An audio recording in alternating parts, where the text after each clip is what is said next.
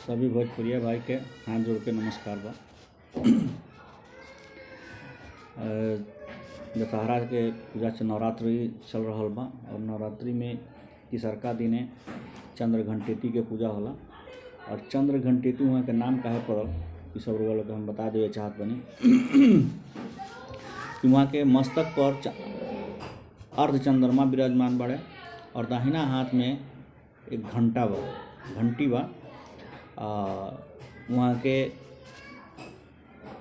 एक घंटी बजला से नकारात्मक शक्ति के नाश हो जाला।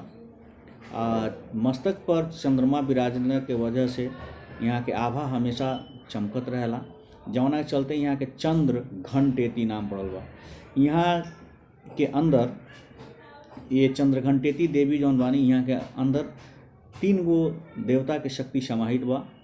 पहिलका के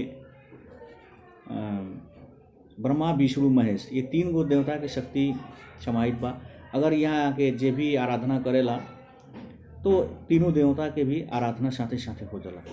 तो अब हमरा समझ में आवता कि रउआ लोग बढ़िया से समझ गए लोग हम कि चंद्र घंटेती के पूजा काहे होला। और यहाँ खुश करे के सबसे मंत्र बा, सबसे बढ़िया मंत्र बा कि या देवी सर्वदेषु चंद्र घंटेती रूपेण संस्थिताम नमस्तस्यै नमस्तस्यै नमस्तस्यै नमो नमः। तो हमारा चैनल के नाम बा ओम हरिओम अमृत। अगर ये प्रसंग रउआ अच्छा लागल तो सब्सक्राइब करी, लाइक करी, कमेंट जरूर करी कि रउआ कैसन लागल। धन्यवाद।